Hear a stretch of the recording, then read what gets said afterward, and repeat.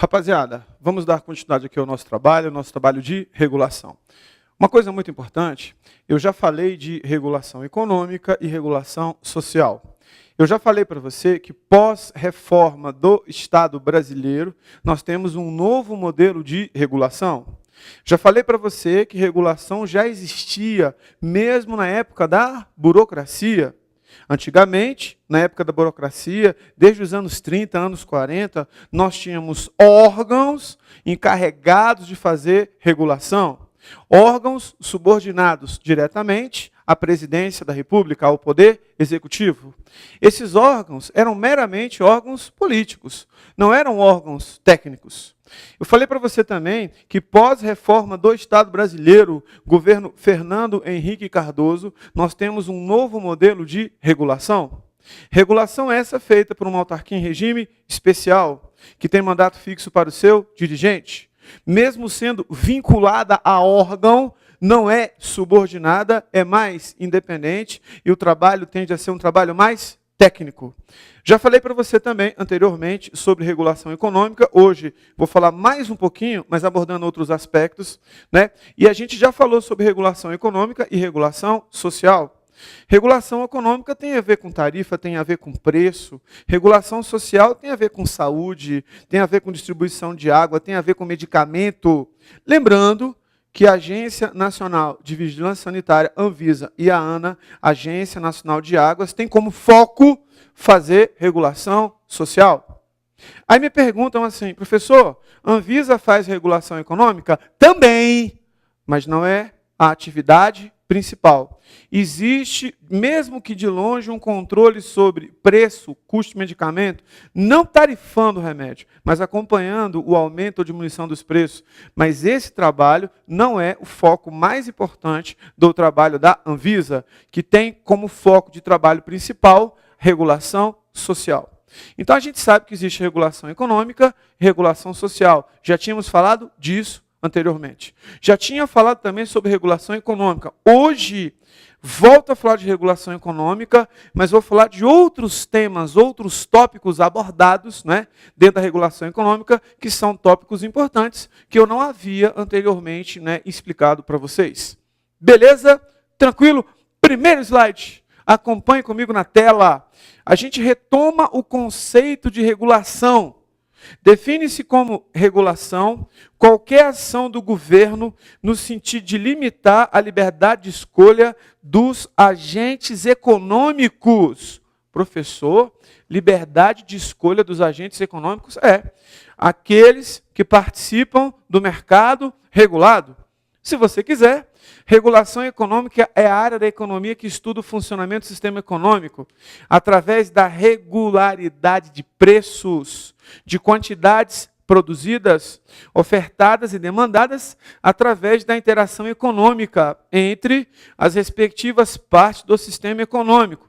Então, veja, regularidade de preço, quantidade produzida e ofertada, demandada através da interação econômica.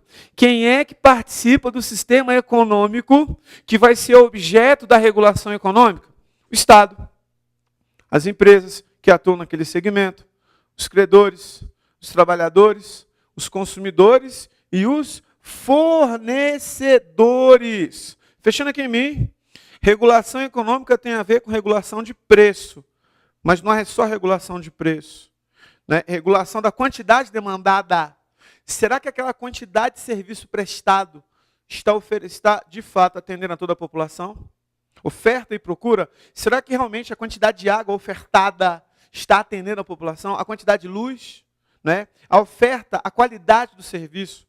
Quando a gente fala de regulação econômica, a gente não quer dizer que preço vai ser congelado. Não é isso. Regulação econômica é um acompanhamento de preço.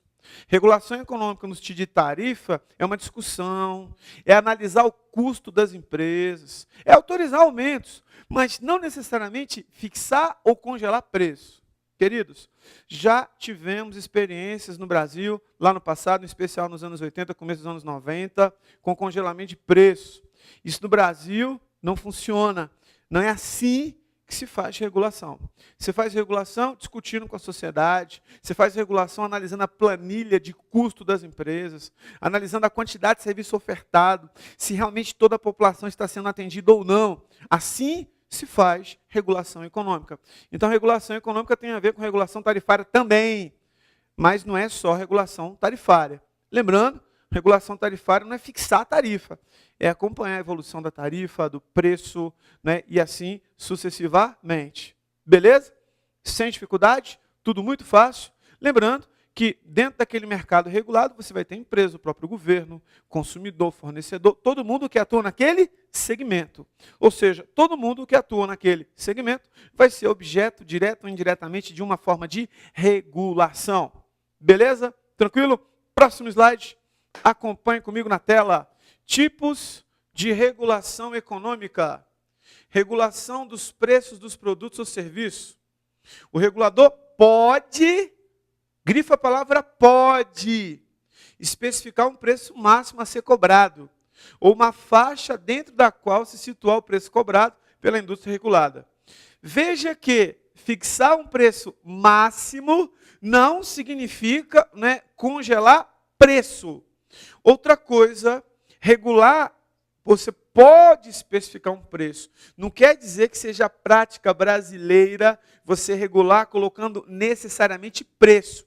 Não quer dizer isso. Tudo bem? O regulador pode se utilizar da coerção para fazer com que o preço cobrado pela indústria se aproxime daquele que seria cobrado em um mercado competitivo na medida do possível. Fechando aqui em mim, na regulação econômica brasileira, pós-reforma do Estado brasileiro, em alguns momentos já foi fixado um preço máximo. Detalhe, quando a gente fala teto máximo, significa dizer que eu posso cobrar mais barato. Primeiro ponto. Segundo ponto importante, fixar um preço máximo não significa congelamento e não significa dizer que não possa ter aumento. Mesmo tendo um preço máximo, um aumento pode ser discutido entre concessionária de um serviço e órgão regulador, autarquia de regime especial que faz atividade regulatória. Lembrando uma coisa importante. Quando a gente fala de regulação, claro que a gente sempre puxa um pouquinho para o lado do consumidor. Perfeitamente. Até porque o consumidor, ele representa a parte mais frágil da relação de consumo. Perfeito. Agora, regulação não é só para o consumidor. A regulação, ela visa melhorar a atividade do mercado. De nada adianta eu fixar um preço máximo para um produto, para um serviço, como, por exemplo, serviço de energia elétrica, e a empresa ter subinvestimento. Significa dizer que ela não tem capacidade de investir, melhorar a qualidade, melhorar a oferta de produto, né, a demanda de produto oferecida à população. De nada adianta. Né? Moral da história, preciso ter uma regulação que atenda não apenas ao consumidor, mas atenda às demandas de mercado. Fixar um preço máximo para um determinado período não implica necessariamente que não possa existir um aumento. Esse aumento pode ser, né, negociado, sim, entre o agente regulador e aquela empresa concessionária daquele serviço. Uma coisa muito importante, no passado, na época da burocracia, quando o governo queria baixar preço, o que ele fazia? Criava uma empresa do mesmo segmento para competir com aquela empresa, ou comprava uma empresa, ou comprava a empresa. Hoje, esse tipo de regulação não é mais feita, porque no contexto da reforma do Estado brasileiro, né, você tem um Estado menor, um Estado mínimo. Você não tem mais um crescimento do Estado como acontecia na época da burocracia. Beleza? Tranquilo? Show? Próximo. Ainda sobre regulação econômica do nível de produção, regulação de quantidade. Veja que nesse slide eu fiz a questão de fazer um desenho onde você está distribuindo alguma coisa para muitas pessoas. E veja que nesse slide, nesse desenho que a gente colocou aí, só para ajudar você a correlacionar a matéria, não tem ninguém que não está recebendo esse amarelinho. Coloquei só para ficar fácil de você entender o contexto. Ou seja, aqui o regulador, né, geralmente tenta fazer com que a indústria regulada tenha a obrigação de suprir a demanda do mercado, ao nível de preço determinado pelo regulador. Isso assume grande importância, ainda mais se nos lembrarmos que grande parte das indústrias reguladas prestam serviços essenciais à população. Se o serviço é essencial, significa dizer que a quantidade ofertada, a quantidade produzida à população tem que suprir a demanda do mercado. O serviço tem que ser contínuo, perene, atendendo à demanda. Ninguém pode ficar sem ter acesso ao serviço. Ninguém pode ficar sem ter acesso ao serviço. Fecha aqui em mim. Queridos, deixa eu te falar uma coisa. Como é que uma pessoa fica sem serviço de energia? Como é que uma pessoa fica sem serviço de água? O que significa dizer? A quantidade ofertada, a demanda de pessoas que necessitam daquele serviço precisa ser atendida. Principalmente quando for um serviço essencial, principalmente quando for um monopólio natural. O monopólio natural é aquele em que não é possível ou não vale a pena ter concorrência. Só uma empresa, basicamente, que está oferecendo aquele serviço. Serviço de energia para um município, para uma cidade, para um estado. Você já imaginou se você tivesse postes diferentes para linhas de transmissão de energias diferentes? Se na sua rua tivesse o dobro ou o triplo de postes com empresas diferentes de energia? Você já imaginou que se na sua casa você tivesse um monopólio natural, não fosse um monopólio natural de água, e você tivesse 3 canos entrando com água e 3 canos de esgoto saindo para locais e esgotos diferentes? Então, monopólio natural, monopólio puro, aquele que é um serviço essencial, tem que haver uma regulação da quantidade ofertada, demandada. Ou seja, o serviço tem que estar disponível a toda a população, a todas as camadas da sociedade. Todos devem estar atendidos atendidos e plenamente satisfeitos. Isso também é um tipo de regulação econômica. Beleza? Tranquilo? Próximo. Acompanhe comigo na tela. Número de firmas. Coloquei um slide para você, onde você tem uma pessoa próximo a uma antena de telefonia celular, com 4 aparelhos. Significa dizer, mais ou menos, neste exemplo, nessa correlação, que eu tenho 4 empresas explorando bandas de telefone celular, como se eu tivesse 4 concorrentes. Então, muitas vezes, há necessidade de fazer regulação de entrada. Ou seja, eu preciso restringir a entrada e saída de mercado, que a gente vai chamar de regulação de entrada. Em alguns casos, sobretudo no caso do serviço de utilidade pública, onde existem monopólios naturais, é desaconselhável a entrada indiscriminada de muitas firmas no mercado. Fechando aqui em mim. Quando a gente tem uma regulação de entrada, significa dizer que o governo começa a criar barreiras burocráticas para que entre outra empresa. Professor, para prejudicar o mercado? Não. Professor, para não ter ampla concorrência? Não. Quando for um monopólio natural, muitas vezes não vale a pena ter concorrente. É o exemplo da água e o exemplo da luz que eu dei agora há pouco. Eu estou no Distrito Federal nesse momento. Aqui no DF, a empresa que distribui energia é a SEB, Companhia de Eletricidade de Brasília. Não vale a pena, muitas vezes, ter um concorrente para a SEB. Por quê, professor? Muito simples. O primeiro investimento é altíssimo. Levar energia para todo mundo. Segundo problema, essa empresa vai tirar a capacidade financeira da SEB. E muitas vezes, essa empresa concorrente vai fazer com que a SEB tenha problema financeiro. Quem opte, por exemplo, pela SEB, vai ter problema, porque vai haver uma descontinuidade do serviço. Então, não apenas quando há monopólio natural, qualquer tipo de serviço. Muitas vezes se barra a entrada de empresas no mercado, através de regras burocráticas, justamente para proteger o mercado. Não é para proteger uma empresa ou proteger a empresa do governo, não é isso. É para proteger o mercado, para que ninguém seja prejudicado. Estou aqui no DF no momento. Tu já imaginou se a SEB quebrar? Se a SEB tiver problema financeiro e ela não conseguir mais custear a luz que chega até a casa das pessoas que moram no DF, ou seja, muitas vezes você barra a entrada de firmas para não permitir que esse tipo de situação hipotética ocorra. Beleza? Volta no slide. Acompanhe comigo na tela. Então, vai desaconselhar, vai entrar muitas empresas. Então, o regulador pode limitar a entrada de novas firmas. ou a entrada de indústrias já reguladas em outros setores.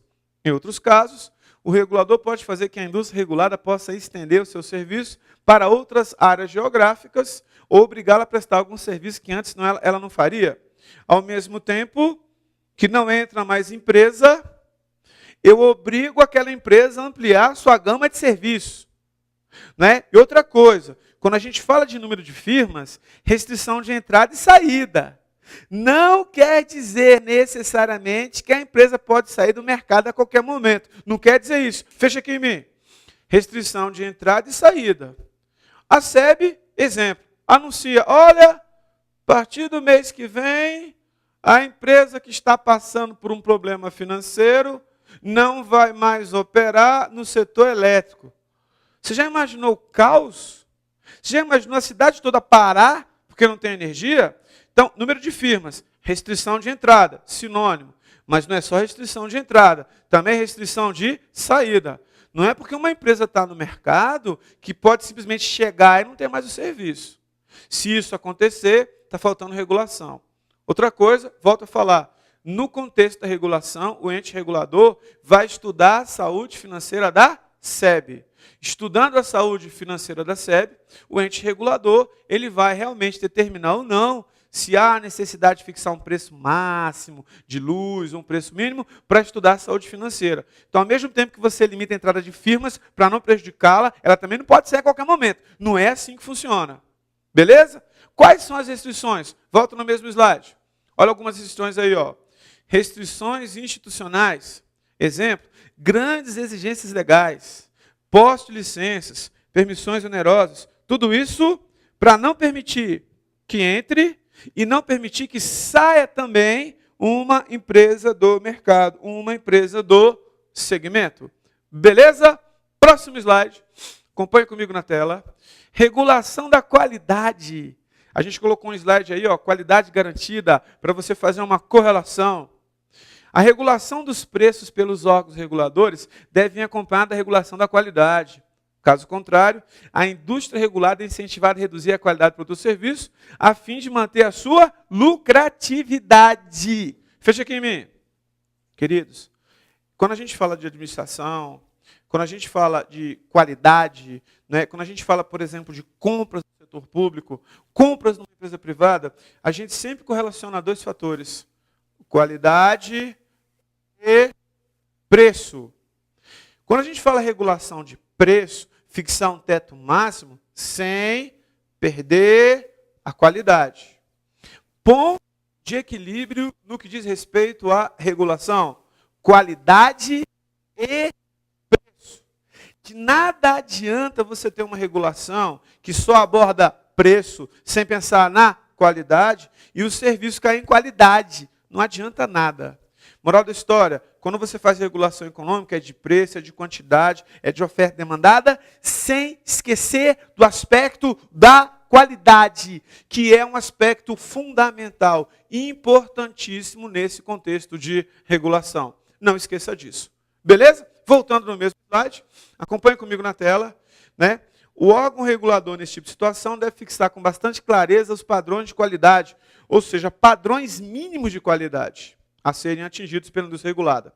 Geralmente, esse item de regulação se apresenta bastante custoso para os órgãos reguladores, dada a dificuldade de definir, mensurar e até mesmo fiscalizar a qualidade dos produtos e serviços prestados pela indústria regulada. Fechando aqui em mim.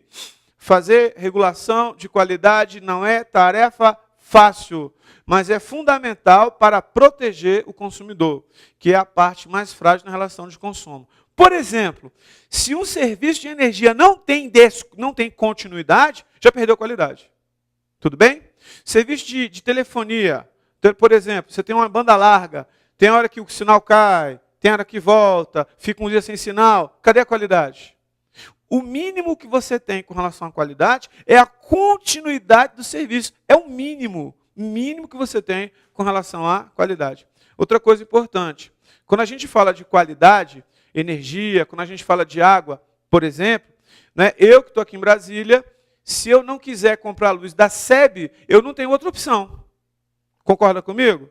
Ou seja, se eu não tenho outra opção, e se eu pago uma conta, como é que o serviço não vai ter qualidade? Qual o sentido nisso? Não tem sentido. Fica um negócio sem sentido. Beleza? Tranquilo? Show de bola? Próximo. Acompanhe comigo na tela. Teoria da agência ou teoria do agente principal. Muito importante. Muito importante. Teoria do agente, teoria da agência, é fundamentada no problema de informação assimétrica existente entre dois atores, denominados agente principal. Presta atenção nessa classificação. Grifa você que está com esse material na mão aí, ó. Grifa aí. Principal, indivíduo que emprega um ou mais agentes para atingir um objetivo. Esse é o principal. Como se fosse o dono da empresa, o diretor, quem representa a empresa. O agente é um indivíduo empregado por um principal para atingir os objetivos deste, ou seja, os objetivos da empresa. Dizemos que há uma relação de agência sempre que há um arranjo entre pessoas no qual o bem-estar dos participantes depende daquilo que é feito por uma ou outra pessoa, também participante. O problema da relação agente principal surge quando os agentes perseguem seus próprios objetivos e não os objetivos do principal. Fecha aqui em mim.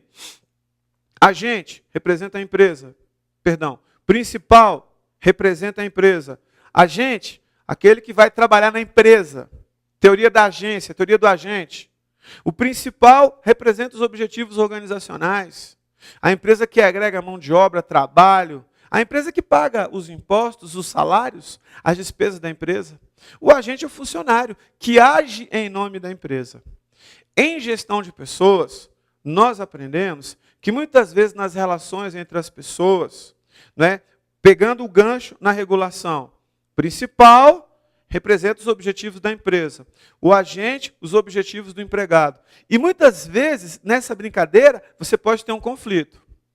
Nesse contexto, na teoria do agente, quando o agente, o funcionário, está lá só para buscar os seus próprios objetivos, ou seja, ele não está preocupado com os objetivos organizacionais, está preocupado em satisfazer os seus próprios objetivos pessoais.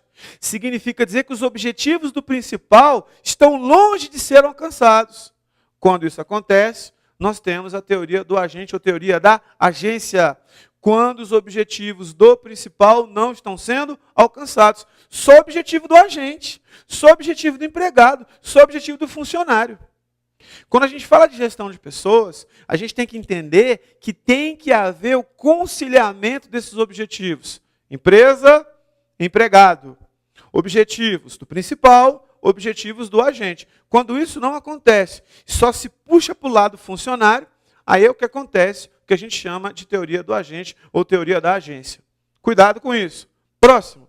Acompanhe comigo na tela. Na maioria das empresas, exemplos, os proprietários não têm condições de acompanhar tudo que os funcionários fazem. Nessa situação, ocorre uma simetria de informações. O funcionário tem informação que o dono não tem.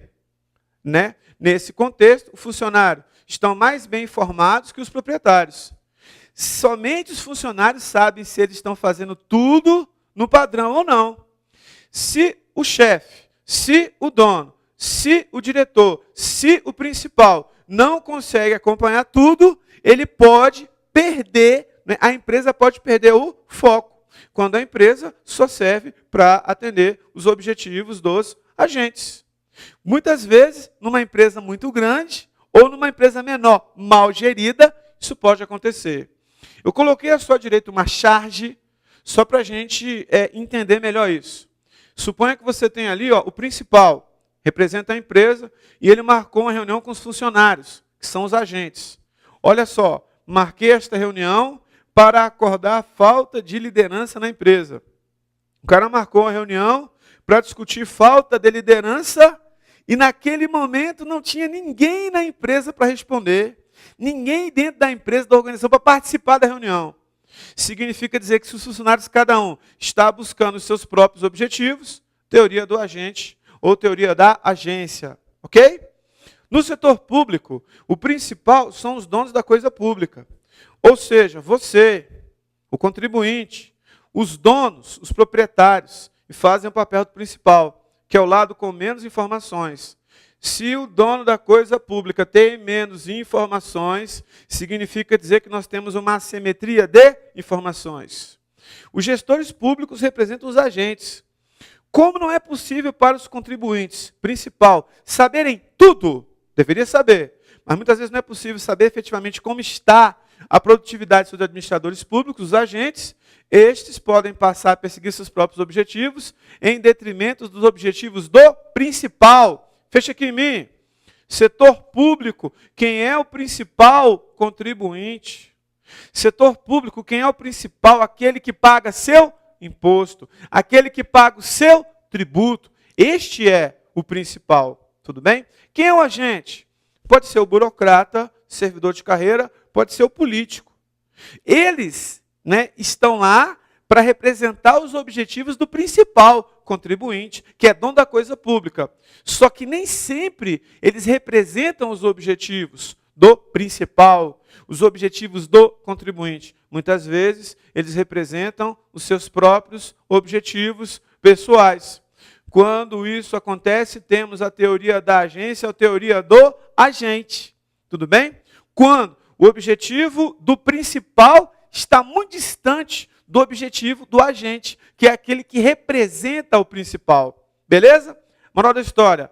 Quando temos a teoria do agente ou teoria da agência, significa dizer que os objetivos do principal estão cada vez mais distantes. Em contrapartida, os objetivos do agente estão cada vez mais nítidos, se distanciando dos objetivos organizacionais. Cuidado com isso. Quando um agente regulador for fazer uma regulação, ele tem que analisar todo o mercado, tudo bem? E, claro, se ele conseguir perceber isso na organização, a empresa também tem que ser informada, porque isso também é um tipo, uma forma, mesmo que indireta, de se fazer uma boa regulação. Ok? Próximo. Acompanhe comigo na tela. Teoria da captura, muito legal. A hipótese da captura prevê que a agência reguladora governamental será capturada futuramente pelo setor que é regulado. Nesse processo, os eleitores ou contribuintes representam o principal. A agência reguladora representa o agente, que deve agir no interesse dos contribuintes. Principal, o eleitor, o dono da coisa pública é o principal. O agente regulador, a agência reguladora é o agente. Nesse contexto agora, essa teoria nos mostra que o órgão regulador, que é o agente, pode passar a trabalhar para a indústria regulada em vez de defender o interesse dos contribuintes. Isso pode acontecer por vários políticos. Olha só, busca de apoio político da indústria regulada. Muitas dessas indústrias financiam as campanhas políticas durante o período de eleição, corrupção, venda de favor, enriquecimento ilícito e etc. Fechando aqui em mim, o agente, agência reguladora, contribuinte, principal, dono da coisa pública. Quando a agência reguladora, que é o agente, começa a defender só os interesses das indústrias, ela foi capturada pelo mercado, foi capturada pela indústria. Teoria da captura. Significa dizer que os objetivos do agente estão cada vez mais distantes, porque a agência reguladora foi capturada. Significa dizer que a agência reguladora está atendendo aos objetivos apenas da indústria regulada, em vez dela ser imparcial e puxar um pouquinho mais a corda para o lado mais fraco, que nesse contexto é o agente, que nesse contexto é o dono da coisa pública, aquele que paga o seu imposto, aquele que paga o seu tributo. E além disso, paga caro. Significa dizer que nesse contexto, a agência reguladora foi capturada pelo segmento, foi capturada pelo mercado, e o interesse do cidadão, do usuário que paga imposto, está cada vez mais distante. Como é que chama isso? Teoria da captura. Beleza? Ficou claro? Cuidado, pode cair na sua prova. Show de bola, galera!